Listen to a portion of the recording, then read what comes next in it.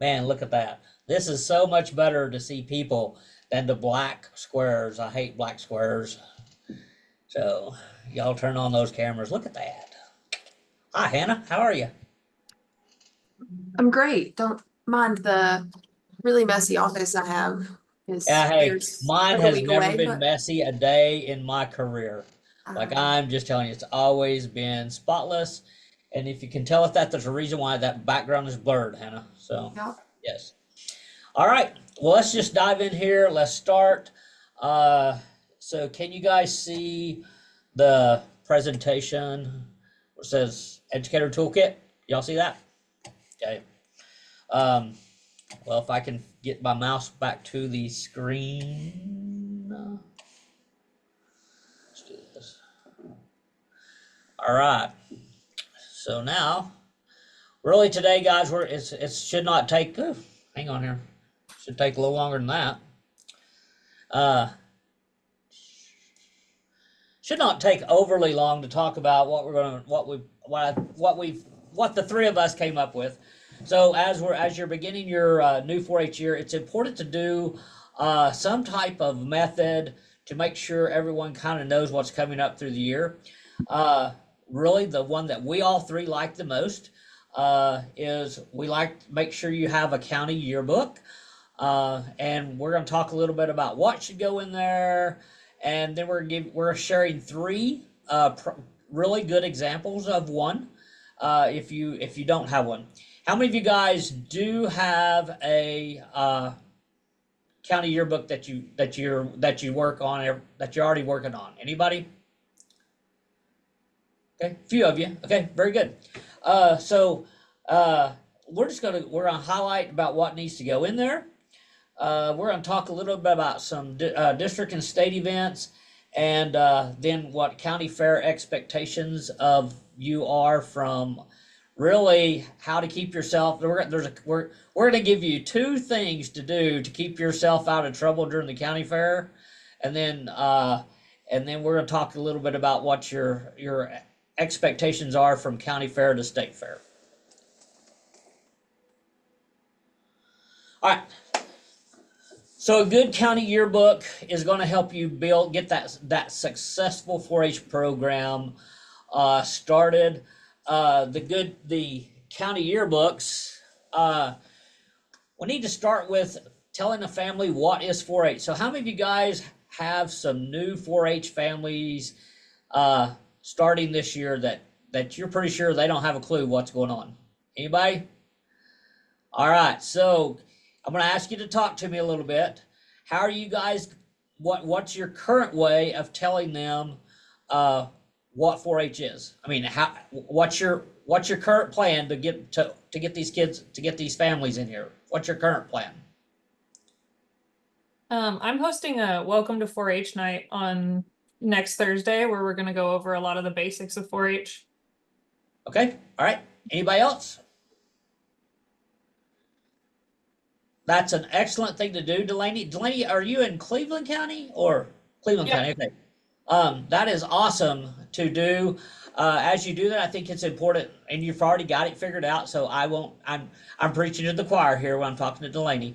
It's important that you explain what the parent's role is, what a club leader's role is, maybe how to set some goals and those types of things as we bring these new parents in, as we bring these families in here. It's important that you talk about what those roles are and then what your role is. I think the most important thing you can do in this part of the book is stress 4-H is a family affair.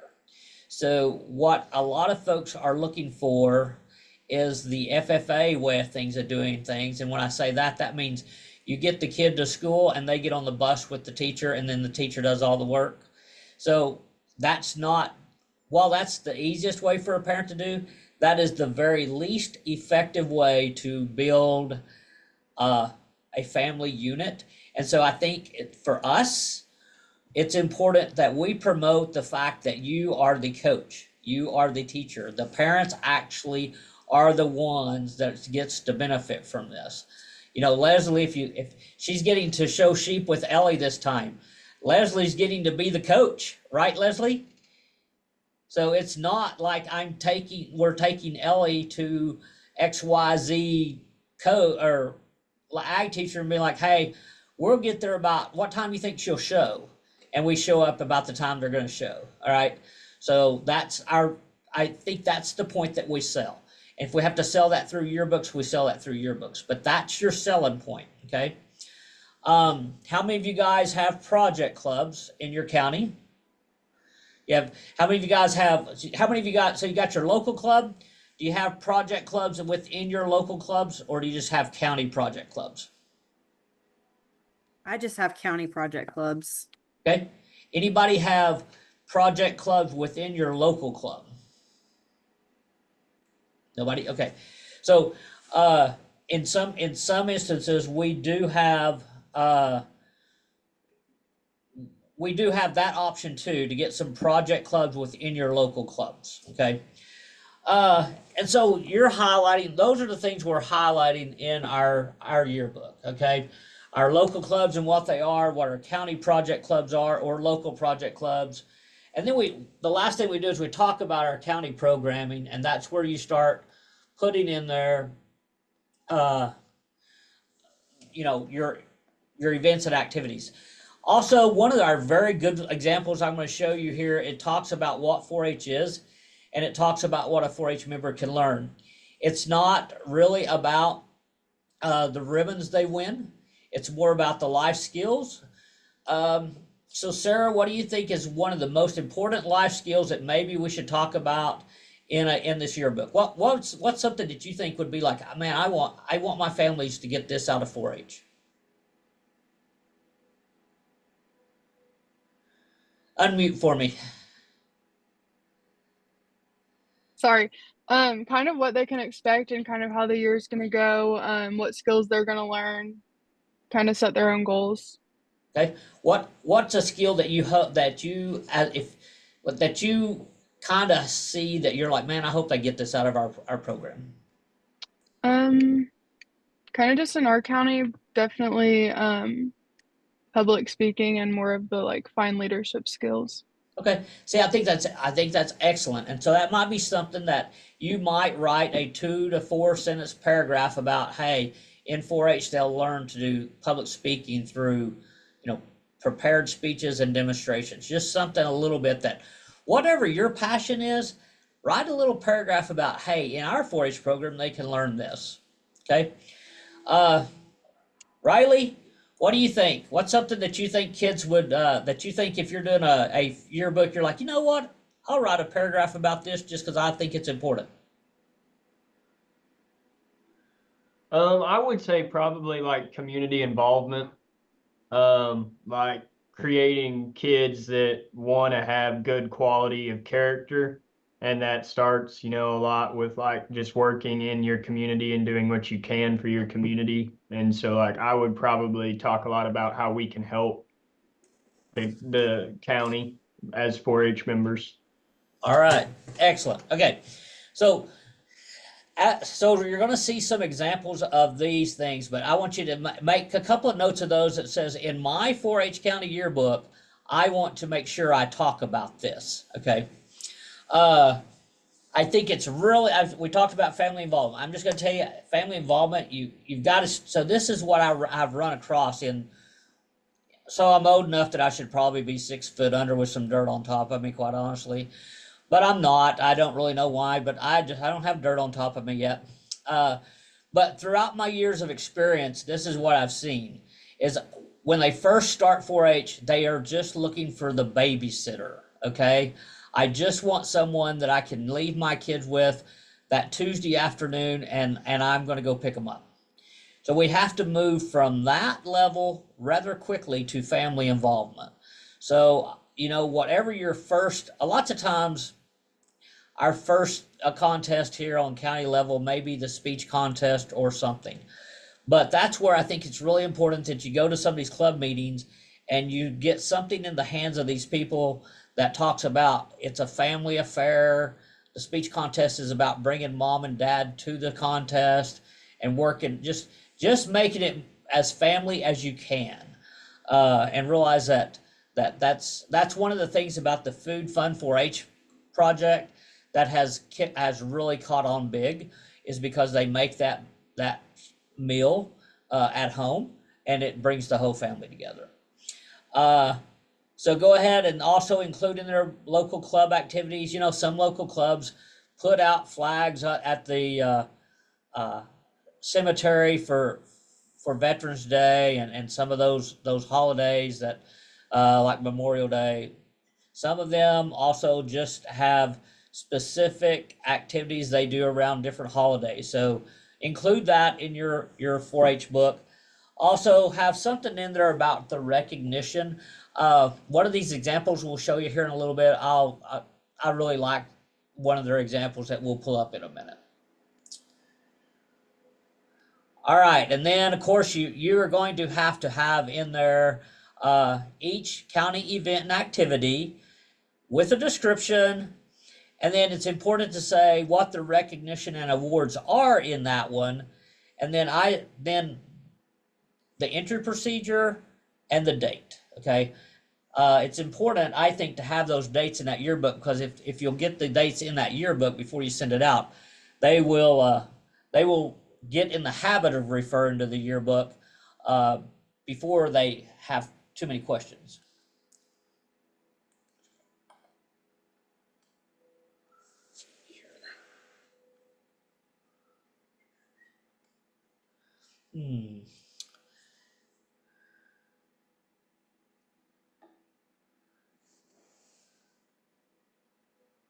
Well, for some reason, hang on here.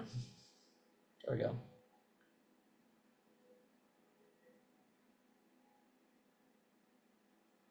All right.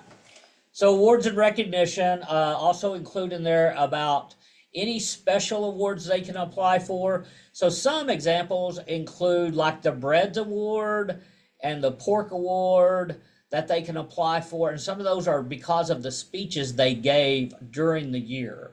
So include those special awards such as that. There's the Pork Award, the Bread Award, the Dairy Award. There used to be a Beef Award that you could get. I don't know if that's still one of them or not. Is that, Leslie? I'm pretty sure it is. So those are 3 or 4 different awards that they can apply for, and you want to, those are ones that kind of tie back to the speech contest. But you could put those in there to say, to tie that back to make sure you give a speech if you want to get this award.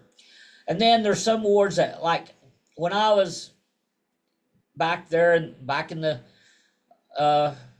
Ice Age, I guess, we did the Junior Achievement Trip. And so those are awards that they could apply to win. So different ones that I picked up through a couple of you guys as examples is the Achievement Award, Citizenship Award.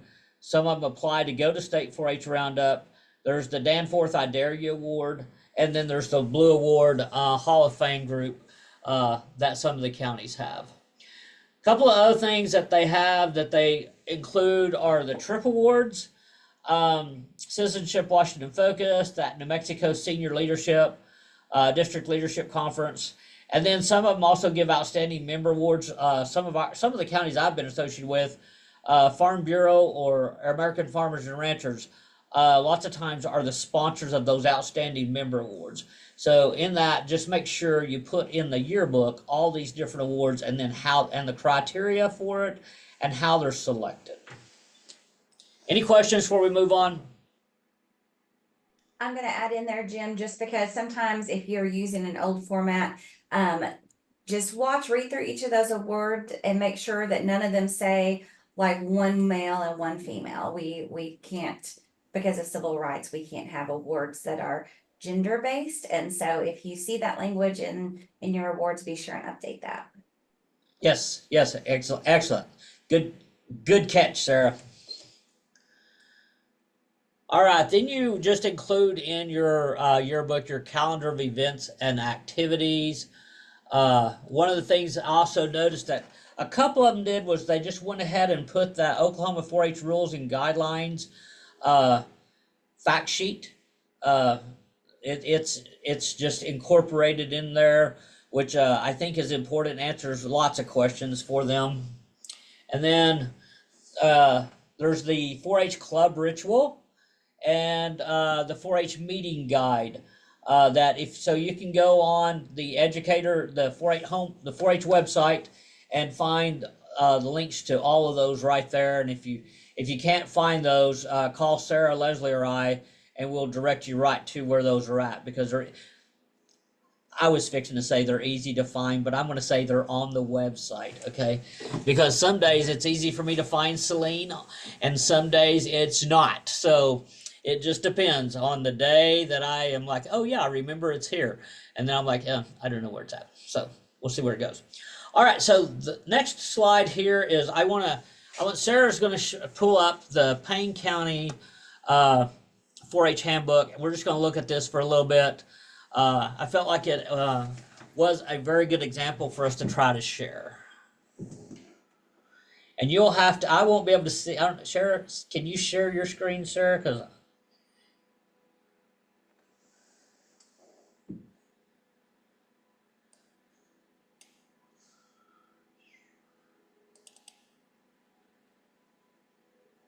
can y'all see what Sarah, can y'all see this? Can y'all see it? All right, so I am not seeing what Sarah's sharing, so here we go. Sarah, let's scroll down to this first page here. It's where it says the Payne County 4-H family and Deer 4-H family. Y'all seeing that? All right. So I think this was a good example of the explanation of what the handbook is good for. And then I think I like the first part that says parents offer your assistance to your club volunteers. You know, and then we talk about the of what's in the book, but I think it's important to start with that. And then of course it has the mission statement. If we just keep on scrolling down, it's got our mission statement, our pledge, all of that information. Talks about what a 4-H club work is, and then of course we get to the table of contents that has that in there. I think as you look down here, I guess what I also liked about this one is it includes the teen leadership information on page 10. And then I also like that down there on page 38 through 40 is it gives the example of what a 4-H meeting is. And so as a volunteer, I've got my yearbook. I've gotten the order of it, and every kid has the 4-H club ritual. So I liked that one as far as Payne County's went. Jim, If was you there go anything on down- that page? Yeah, go ahead. If you go down to where it says the Payne County 4-H club list, does that help, or is this working for you, sir, or not? Or is this about as hard as? No, we're good. The Payne County 4-H list. So I like this one because it does have, like you're on page, I'm going to assume that 5 or 6 on this deal. Okay. Yes, I see it. I like this that it spells out the name of the club name, the leader, gives that leader's club contact information. And if I'm new to the county, I can look here and be like, okay, this is when my club, maybe I'm trying to pick the club I want to go to. And so, a couple, I think, help me out, Hannah, if I'm wrong. Is Hannah still with us? Yeah, her name's still there. But, like a couple of the clubs, you've got the Payne County 4-H livestock. So maybe you could join that one without, regardless of where you lived in the county.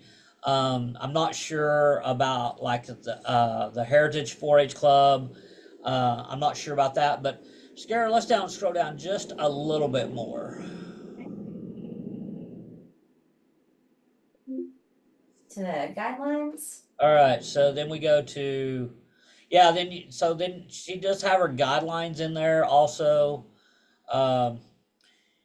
and so I don't know. I think that's the one. That was what I liked, and then scrolling down there to the next page, it says it's important to involve parents in 4-H clubs. So, and then it basically outlines, gives them a few things, specific things that they can do to get involved in the 4-H club. All right, so we're going to close that one out. And then, man, I'm a little bit leery to do this. Okay, here we go. Let's go to the, it says 24-25 handbook. We're going to go to Canadian counties. Right. Did I make that switch successfully, or do I need to stop sharing and reshare? You can see it, Leslie? Yeah, I can see it. Okay. Y'all there? All right, so. All right. I do like the cover on this one. I really do. I'm like, Ew. yeah, I think I'm like, okay, this would, if I'm looking at this book, this would draw my attention to this. Lauren, do you think you're going to lose this book? You're probably going to be like, okay, they took some time to do this right. I'm going to make sure I keep this yearbook where I can find it because it looks very professional, and I'm gonna keep it where I can find it. So they have the same type of deal. They have their, if you're scrolling down to the table contents, Sarah, it has all their table contents down there. One thing I liked about this one that the other one didn't have is it has your 4-H meeting ritual earlier in the book, but then it also has some 4-H parliamentary procedure in the book right there at the top. Okay. And then on page 12, it has expectations and policies, and then 4-H family goals. Let's go to page 12 and 13, Sarah. All right.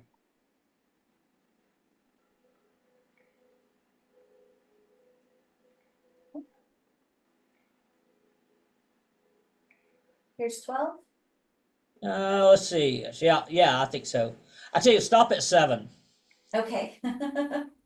Says, I did like this one too. It says your local club. It actually gives some goals for local club members. And so I actually like that one too. That's a pretty good page. All right, now we're going down to 12. You see that as you go past 9 is the ritual, and then parliamentary procedure, and then 4-H expectations. Okay, so I just kind of like that it lays right out there about the expectations of what the 4-H is. It explains that how the 4-H club year is kind of August 1 to July 31st. I guess then it says 4-H members' age is based on the and actually this one actually should we're in the school year now, so it actually probably needs to be tweaked a little bit to school year. Then it goes down here to getting the most out of your 4-H year. Talks about the importance of attending local meetings, and then it talks a little bit about the parent role. So I'm really big on highlighting the member role and the parent role in these books. Okay, sometimes if they just have to read it 2 or 3 times during the year, Casey, it'll eventually stick. Okay, so I just kind of liked having it in that writing. Let me go down here and see if there was. So if you look here, also down there, they do include in this one county fair and spring livestock show eligibility, and show ring code of ethics for that the family should have to look at. So. And then it goes into their county events and activities. All right, so let's close that one out. And let's go to Pontotoc County.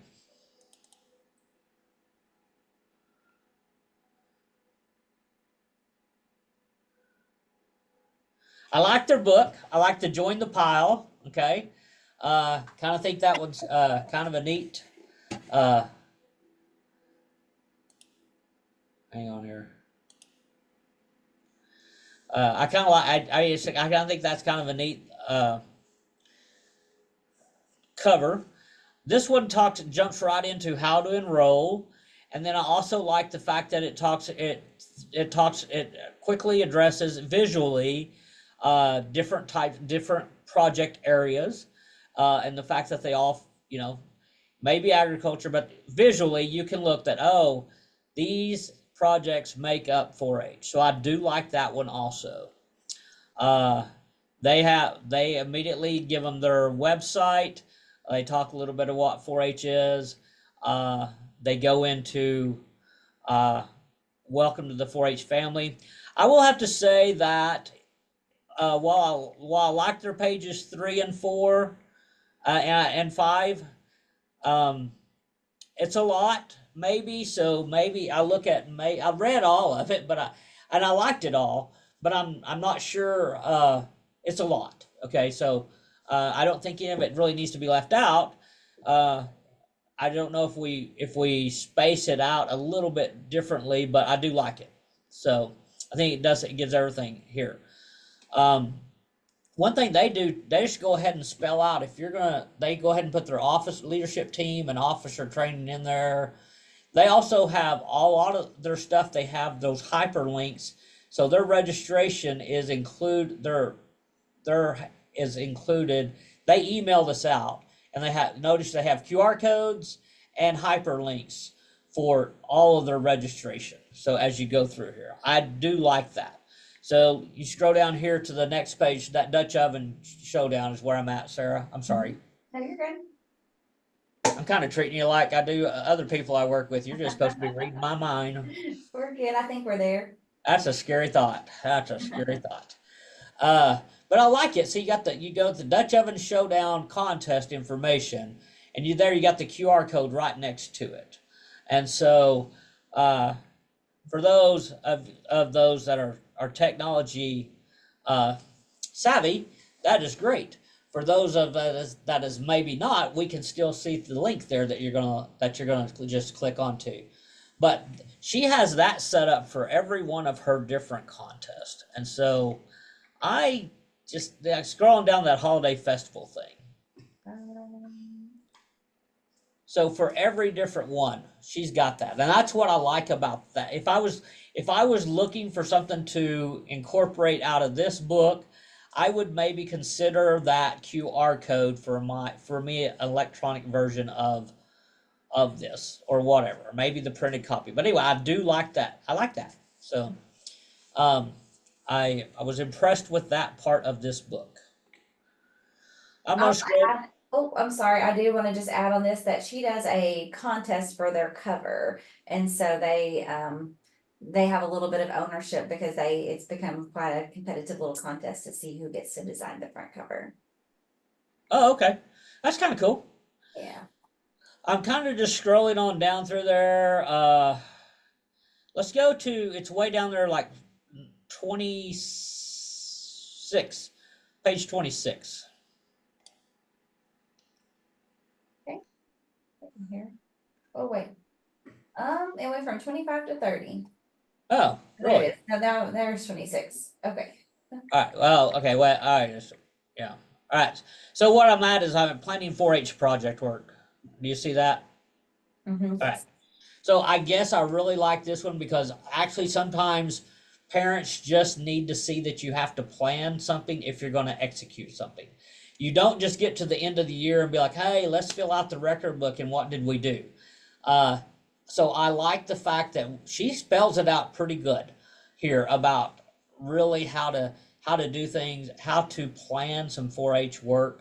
And so I think you could use this part as a volunteer leader training, and then they could take that back to their clubs. Of course, then she goes into her awards program, which I think we've talked a lot about that. Let me just go down here. Also, in her yearbook does include the record book form, okay? And in a lot of the record yearbooks that I've done in the past, I did not include the record book form, and I think maybe that was something, especially if you do it here in this format, maybe you do want to put that record book in there so that they at least have a copy of it and know what they're going to be working toward. All right, Leslie and Sarah, what did I miss on those 3 things?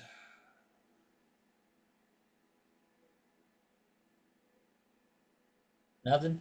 I All have right. nothing to add other than saying, and again, I'm going back to the civil rights stuff, but if you do this book, it hits so many of those different categories because you have to have a list of your volunteers and where their club's meeting and what dates and oh, I forget there was something else on here, but if you get these books done, then you can just put a copy in your civil rights folder and you're hitting several of those key components that they're looking for.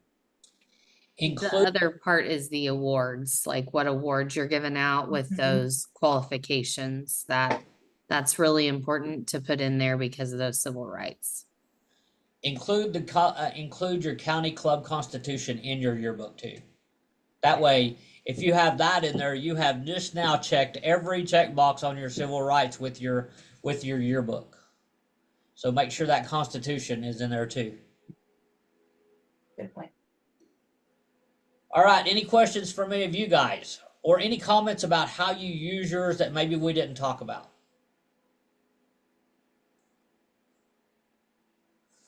All right. All right, county fairs. How many have had their county fair? Anybody had their county fair yet? How many county fairs within the next 2 weeks? Anybody?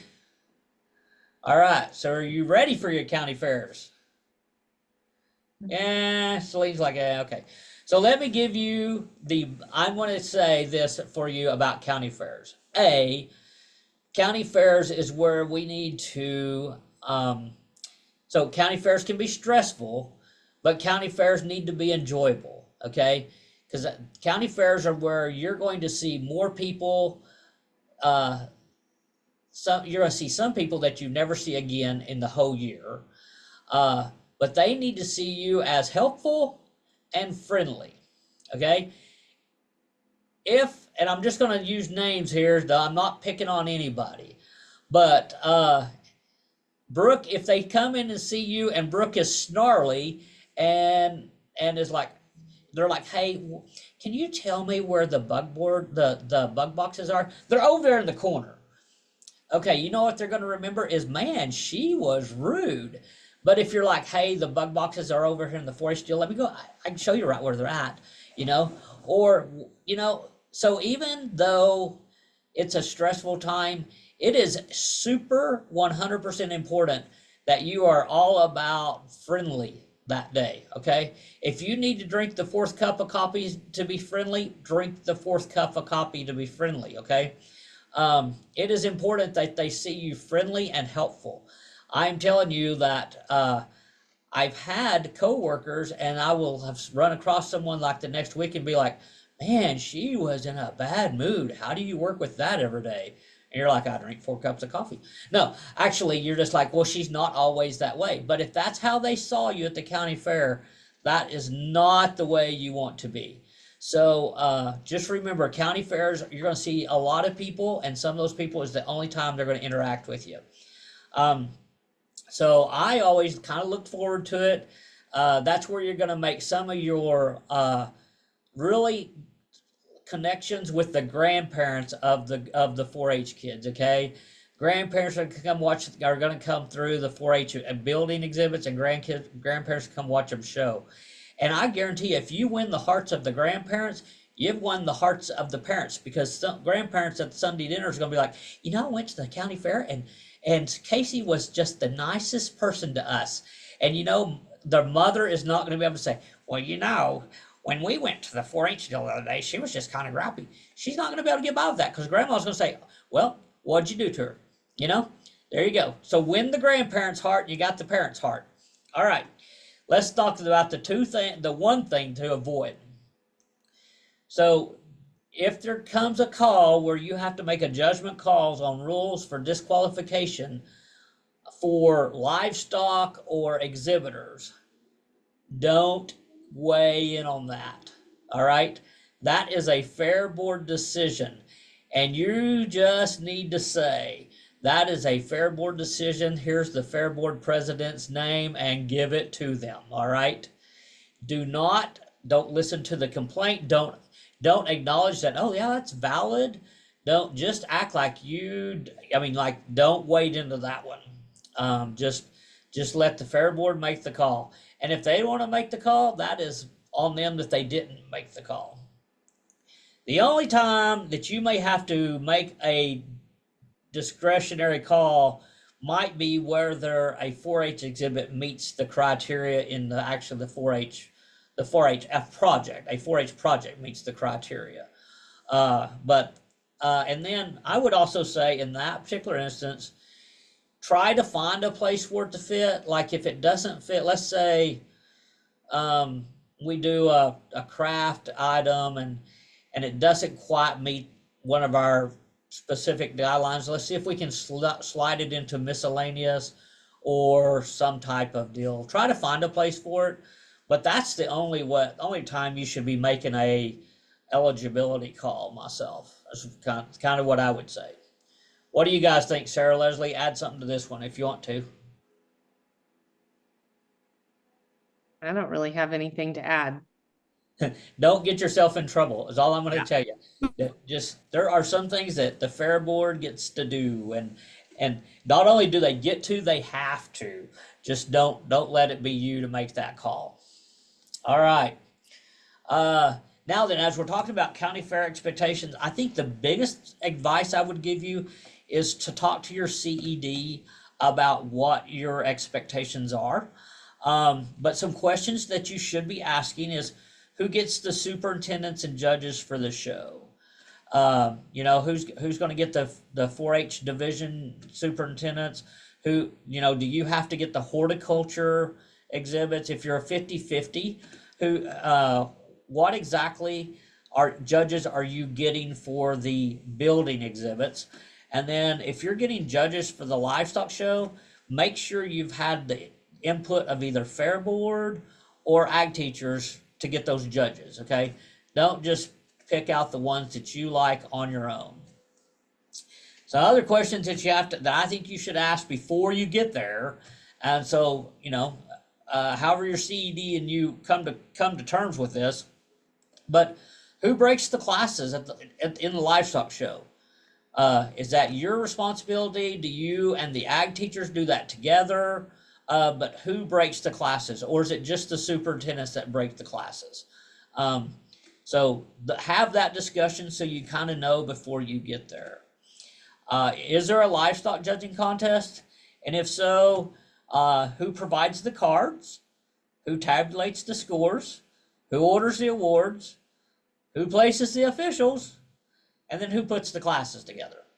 So all those things you need to be talking about now, instead of waiting for the county fair to get there and be like, oh, we're having a livestock judging contest. And so go ahead and those are the questions I would ask. A, do you have one? B, then all these things need to be spelled out. Okay. And then how many of you guys have a 4-H concession stand during the fair? Anybody? How many of you love 4-H concession stands during the fair? You're normal. Okay. They're not bad, but they do give you one more thing to do, right? So some questions you have to ask is, who's getting the food and supplies, and who sets the schedule? And then what do you do when that club that's supposed to be working doesn't show up? I don't know if that has ever happened to y'all, but you might need a plan B. If someone doesn't show up, do you just my thought might be, do you just close it or whatever? But you need to have that discussion. All right. Any questions on that slide?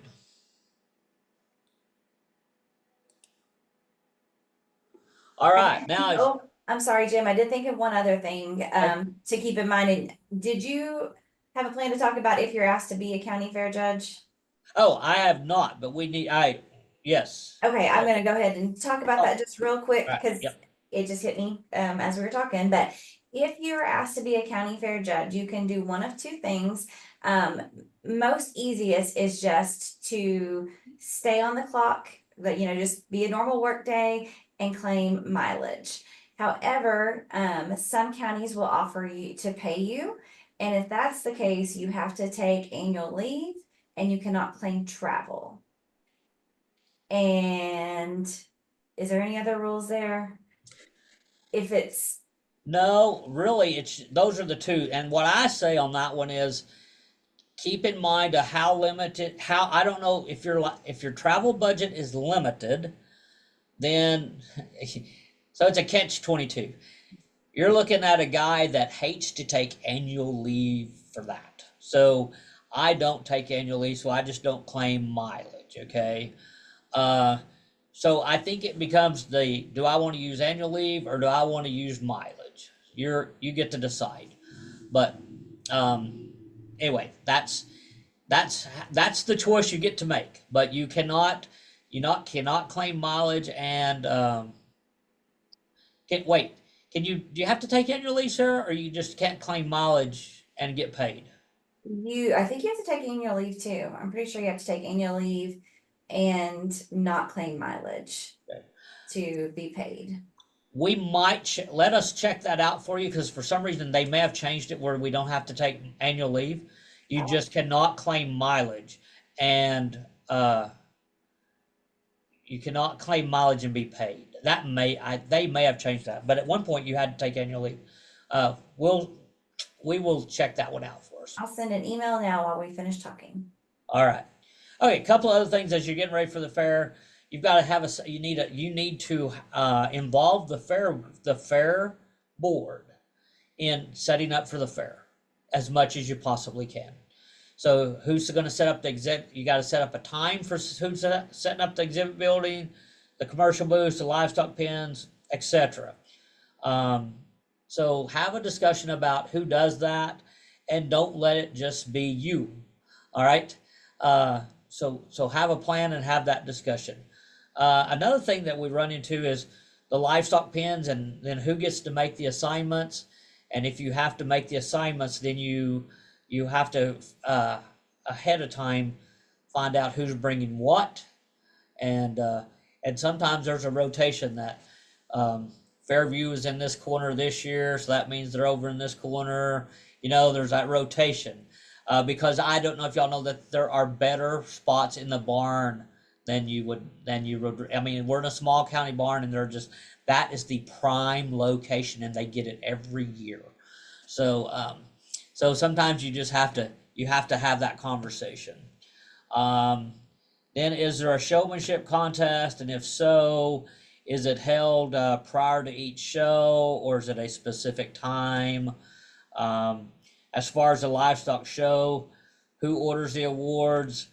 And is there a presentation at the end of the fair, or is it during the show? You want to know that ahead of time, because sometimes at some places there's this big hullabaloo at the end of the county fair, and they present all the awards.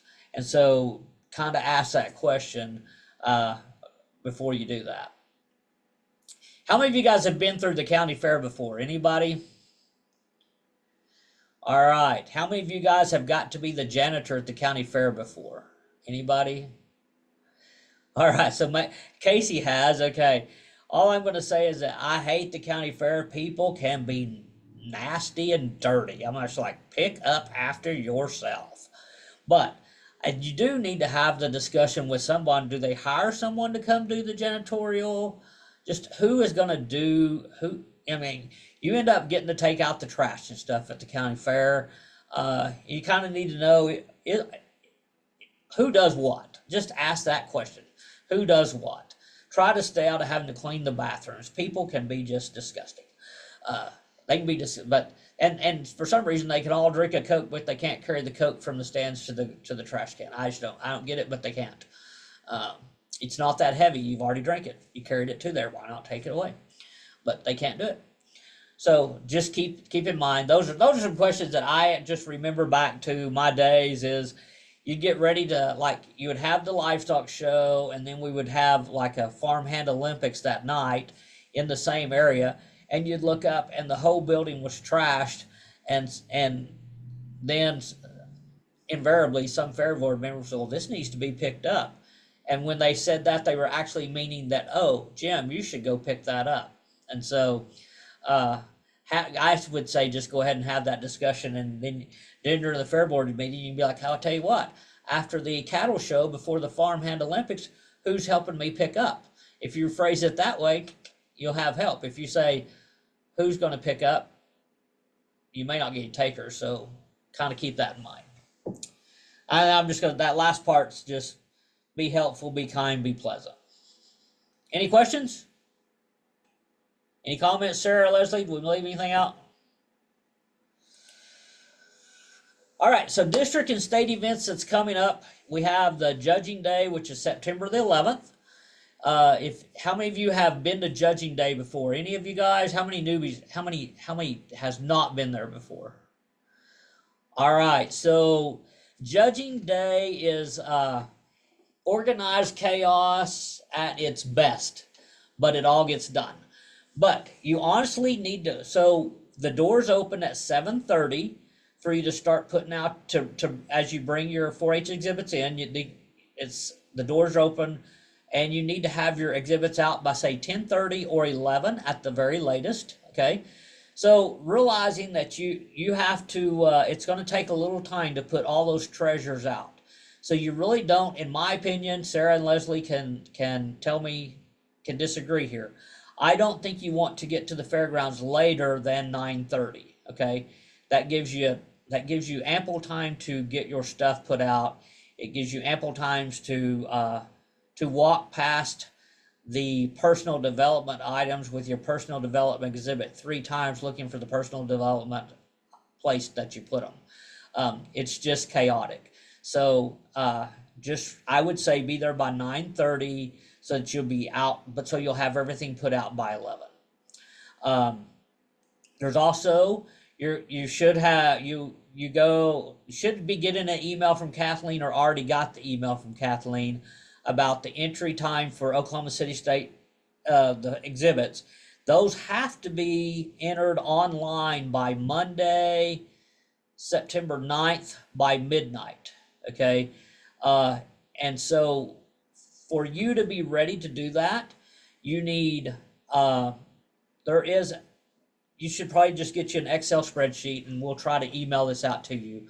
But it needs name of exhibitor, address, the division and class of each exhibit, and a brief description. That's actually, I believe those are on the website already, but if not, we will get those to you. But you will use your county password to get in there, and what it is, it's OKCE 0 and then your county number. Okay, so OKCE 0 and your county number. That's for Oklahoma City. For you guys that go to the Tulsa State Fair, it's OKCE 00 county number. Okay. As you enter those, you will have to put in each kid's name, address, phone number. I would actually say just use your county office information. It'll go much faster, okay, for you on that part. So on that day, you're going to get there. You're going to have them all entered. You're going to have them tagged, and then we judge them. So we start judging around 11:30 or 12. We are usually done judging around 3:30 or 4, and everything that's not placed in the top 5 to 10, that kind of depends on categories, is put back in your square, and you take all those treasures back home. Okay. So a couple of things to think about is when you get ready to print your state fair tags, there's going to be a place where you actually, on this entry website, it says print tags. And so you don't create a new template, you just create print tags and it prints those out for you. All right. I would say as you get ready to print those, pick a color of paper, cardstock or something, so that you are going to say, I'm looking for the pink tag. I also say it's probably okay. I would recommend that you also take a marker and write an abbreviation for your county on that tag so it stands out a little bit. Because when you're looking at that table, there's going to be more than somebody that uses pink cardstock. There's going to be a couple of people that use that. And so if you have like for Caddo County, you have CD or something like that. And, you know, Pottawatomie County is PT, whatever. So just whatever you want it to be, know what you're looking for. Some people draw heart on there. Some people put pictures of Sarah that they throw darts at, you know. No, I'm joking. They do that to Jim. They put Jim's picture so they can throw darts at it. So anyway, that's something to think about when you're getting ready so you know what they are. There's also a place where you can print your packing list, okay? So you print your packing list and you turn that in at the table there, but make 2 copies of it. So one of them at the end of the day, you're taking around and you're marking off what was left. Because when you get back, Lauren, everybody wants to know what they placed, and that way you can be like, oh, you placed second, or well, I brought yours home because it wasn't that good, you know. However you want to phrase that. So that and then the release date for Oklahoma City is September 23rd. Now, 2 schools of thought on the September 23rd deal. We also open at 7:30 so you can come get exhibits.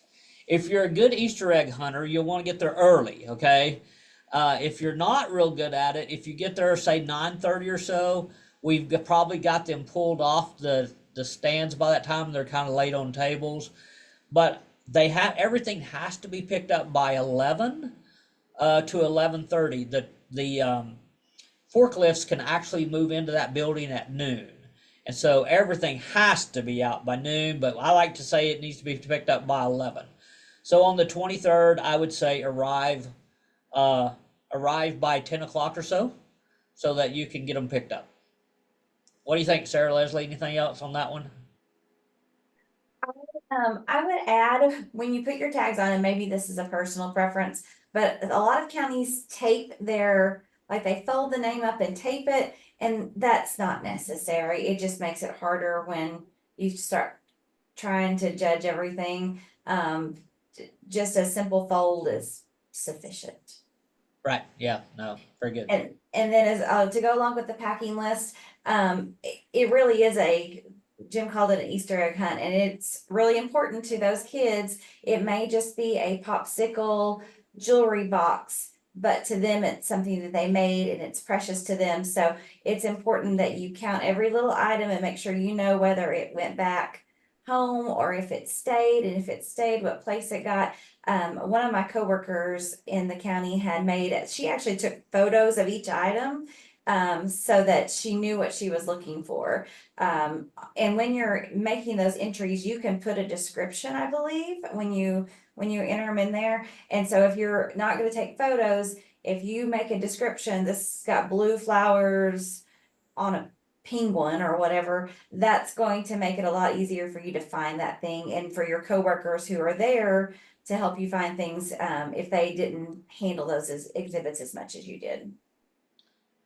Yeah, exactly. And then as she was talking there, one of the worst chewings I ever got was because I didn't take care of the treasure. So I saw it I did not view it as a treasure, is all I'm going to say.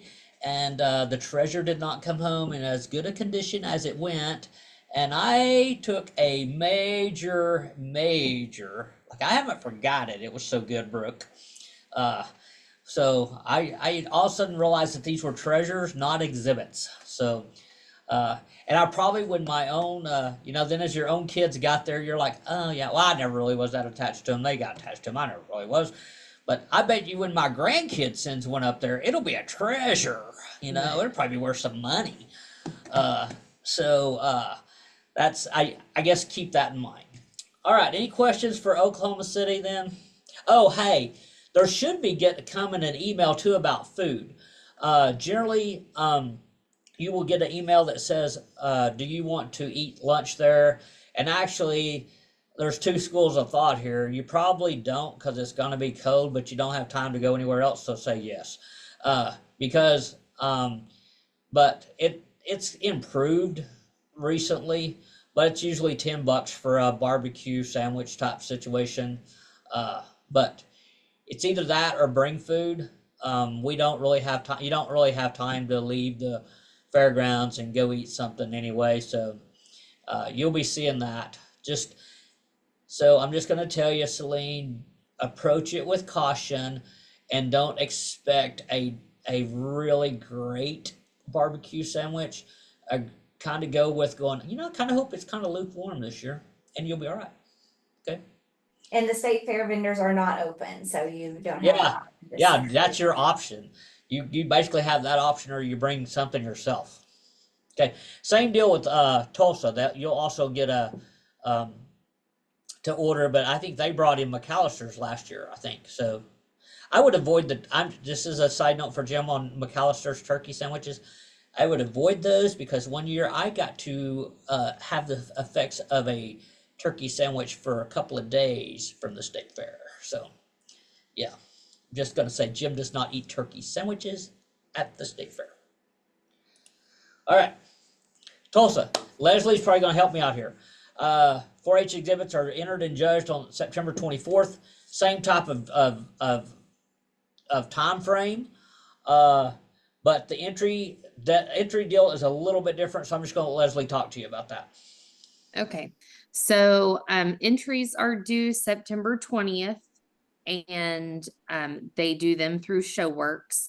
All of the instructions are online, if you can find them. They're with this Tulsa State Fair stuff. So you'll enter those. They will send you the little cards to print out. They would like them printed on white cardstock, please. It will make my life a little easier if you print them on white cardstock. And all exhibits have to be in place by 10:30 at Tulsa, not 11. And then we release exhibits on Sunday, October 6th from 10 to 4. Kind of the same school of thought as what Jim said. Like, if you're really good at hunting and finding things, 10 o'clock is a good time to come. But I would also say don't wait until 4 o'clock either, because everybody else is trying to leave the fair at 4 o'clock on that day, because the fair is still open on Sunday. So there still are people coming through, and there's livestock trying to leave and those kinds of things.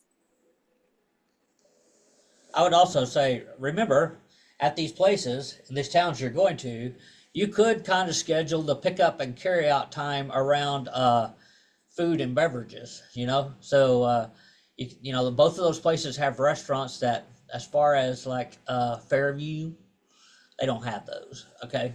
Like, they got something besides Taco Mile and Sonic, so keep that in mind. It's not that bad of a deal to have to go get that. Hey, GB's was pretty good this afternoon. You have to be able to get into GB's. All right, moving right along. But can I ask a question at Tulsa State Fair? Yes. We had volunteers that came with us last year to help set up. Is that okay? Like, to Yes. drop off our stuff? So I will be sending out the assignment list, and there's a certain amount of volunteers that each county are required to bring with them. Okay. But you're more than welcome to bring extras beyond that Okay. either help you get stuff out, sit back at the, whatever you want to call that, the line, the corner, the whatever, your county spot, to check things off as they come back, those kinds of things. Yes. Okay. Perfect. Yeah, I would say tell anybody, y'all bring a couple of volunteers with you to help you get stuff out. You all will have an assignment within a project area that day. So if you bring a volunteer or two to help you out, that will be a smart thing to do. So, all right. So as we're wrapping this thing up here, a couple of events just to keep in mind that we thought maybe make sure you realize to put on your calendars. You've got your district leadership conference, which is 16th through the 18th. 4-H winter in-service is November 19th through the 21st. Is that right? Have I got the right dates there, Sarah? I'm looking right now because I wasn't for sure. I've had this debate at my 4-H planning meeting this week, and so I may have put it wrong. It's, you got it right, 19th through the 21st. All right. And then the big three field days is like basically that third week of June every year, and then we follow in there with state 4-H round. Do Those I? are I not think the I got the right- wrong months. Those are supposed to be July, aren't they? Yeah, well, and it's July, it would be the 22nd through the 25th, For first state roundup. man, Big three field days, my guess is the 14th through the 16th. Let me, I'm not really sure where those days came from, but they looked. As I pulled them up just now, I was like, "That's got to be wrong." Yeah. So don't take a picture of that slide because you'll show up a month early. we'll put them in the Hey. follow-up email with the right dates. Yeah, I'll do something different. And then we get those weekly emails. Let me encourage you, read the weekly emails, set up an email folder specifically for those and put that in there. But you know, the weekly emails contain a lot of valuable information that we're finally getting there to where it's working pretty good. But make sure you set up a time to read and process what's in the weekly emails. I can read them a lot, Brooke. Holding on to what it says is another deal, though. Honestly, I'm like, oh, I hate it when I bring up something to somebody and I'm like, I don't know anything about that, and they're like, it's in the weekly email. Oh yeah, thanks. So anyway, we read and process what's in the weekly emails. All right, guys, we kept you an hour, and I really thought this would take 30 minutes. Sorry about keeping you so long. Any questions or comments about any of this? Y'all all feel pretty good about finding the state fair entry 4-H fair exhibit stuff? If you have any questions, you can't find that, let me know because that's the deal. But your biggest question is going to be what's your password? And so once you got your password, it goes quickly. So anyway, all right. I will add, if you can't figure out your password or don't know your password for Tulsa, I have those, so you can email me and I can get those for you. All right. I think Kathleen has the Oklahoma City ones, but I did figure it out the other day that it's just the 10 in there. So you'll be able to do that. But it will shut you off at midnight on that Monday night if you don't have them in there, then you just won't get them in there. And then mamas are mad about their treasurers not getting to go get disqualified. What else? Anything else? Our next meeting, our next new educator toolkit talk will be September 18th at 2 p.m. And we're going to talk about building relationships. So that'll be the focus. Thank you guys for joining us. It's no fun to do all these with just the three of us. Hey, Lauren, which county are you from? You're muted. Sorry, I couldn't find my mouse. That's okay. I am from Carter County. Carter County. Oh, okay. So how long have you been with us? Not very long. I started July 1st. July 1st. Welcome to our world. Thank you. Do we have any other newbies that has? Riley, when did you start? July 7th or June 17th. My bad. Okay, June 17th. Okay. Yep. All right. Brooke is technically a newbie, but she was a program assistant.